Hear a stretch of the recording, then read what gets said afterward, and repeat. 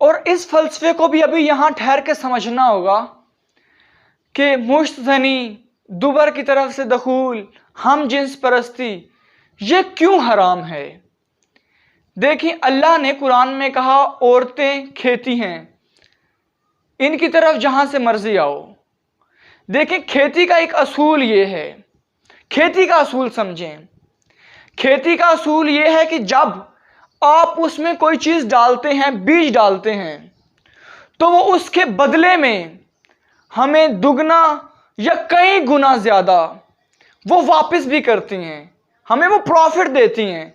मतलब हम खेती में बीज बोते हैं, खेती उससे अपने अंदर, ज़मीन उससे अपने अंदर रखती है, उससे फसल उगती है और फसल से हमें कई गुना ज़्यादा वो मुनाफा होता है।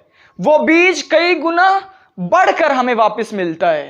खेती की मिसाल अल्लाह ने इसलिए दी कि आप अपने बीज को उस जगह बो जिससे आपको प्रॉफिट हो, जिसके बदले में आपको कुछ मिले। जिस तरह आप एक दाना बोते हैं और उसके बदले आपको 70 दाने मिलते हैं, आप अपना दाना बोएं और उसके बदले आपको प्रॉफिट में कुछ मिलना चाहिए, उसके प्रॉफिट में आपको कुछ मिले।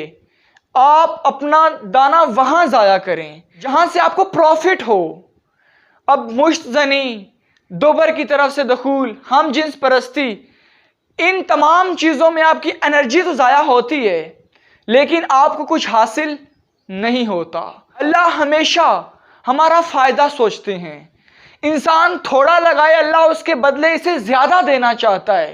अल्लाह हमें ज़्यादा देना चाहते हैं। ऐसा ना हो कि आप ज़मीन में बीज बोएं और आपको कुछ हासिल ना हो। आप खुद सोचें, एक ज़मीन में आप बीज बोते हैं, आप मनो बीज 1 एकड़ में डालते हैं और उसके बदले में आपको कुछ हासिल नहीं होता, तो आपको कितना दुख और तकलीफ होगी। इसी तरह जिस तरह वो बीज डालकर आप उम्मीद रखते हैं कि आपको कुछ हासिल हो, इस तरह ये बीज डालने के बाद भी आपको उम्मीद होनी चाहिए। आप वहां बीज डालें जहां से आपको उम्मीद हो कि यहां से मुझे कुछ हासिल होगा।